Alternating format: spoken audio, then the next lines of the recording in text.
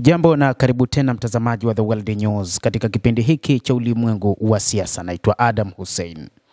Bila shaka uliwahi kusikia kwamba serikali ya mapinduzi ya Kiislamu ya Iran wana kombora linalofahamika kama Khaybar Shekan, miongoni mwa makombora yake ya kisasa ya kizazi cha 5 na kombora la masafa marefu. Wakati huu baada ya kushambuliwa na Marekani, jeshi la walinzi wa mapinduzi ya Kiislamu limesema kwa mara ya kwanza limetumia kombora hilo la Khaybar Shekan, na idadi ya makombora mengi ya Khaybar Shekan ama unaweza ukayaita Kesto Buster katika mashambulizi yake ya kulipiza kisasi dhidi ya utawala wa Israel. IRGC siku ya leo Jumapili imetoa maelezo ya mawimbi 20 ya mashambulizi ya Iran dhidi ya utawala wa Kizayuni kama sehemu ya operesheni ya Ahadi ya 3. Ilisema hatua ya hivi majuzi zaidi ya mashambulizi imezinduliwa kwa kurusha makombora 40 ya ballistic yenye nguvu zaidi. Makombora ya ballistic ya multi-warhead Khaybar Shekan, kizazi cha 3 cha makombora ya kikosi cha wanaanga cha IRGC, yalirushwa katika mkururo wa makombora siku ya leo Jumapili kwa mara ya kwanza. IRGC ilisema na kuongeza kuwa mbinu za kisasa na za kushangaza zimetumika kuongeza usahihi wa makombora na kuhakikisha athari zao zenye ufanisi na uharibifu kwenye malengo unafanikiwa.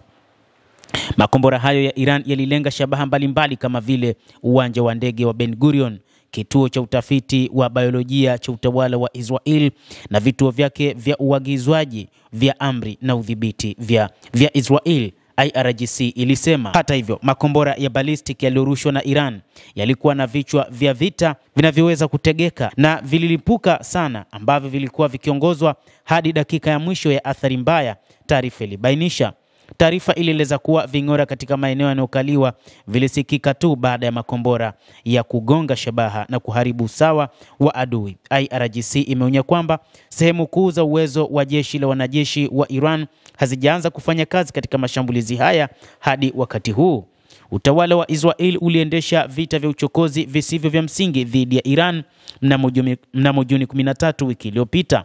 Umefanya mashambulizi ya anga katika maeneo ya nyuklia, kijeshi na makazi ya Iran yaliyosababisha kuuawa kwa wa Iran zaidi ya 400, wakiwemo makamanda wakuu wa kijeshi, wanasayansi wa nyuklia na raia wa kawaida. Vikosi vya Iran vilianza mashambulizi mara moja baadaye.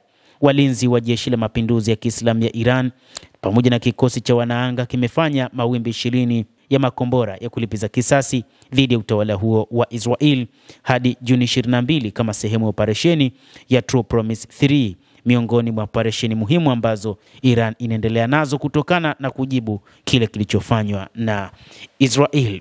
Mtazamaji wa The World News, endelea kutufuatilia, lakini ni kusihi tu usisahau kulike, usisahau kucomment, kadhalika na kusubscribe channel yetu hii ili upate habari hizi kwa mapana kupitia The World News. Mimi ni Adam Hussein, endelea kuwa nasi wakati wote, endelea kutufuatilia.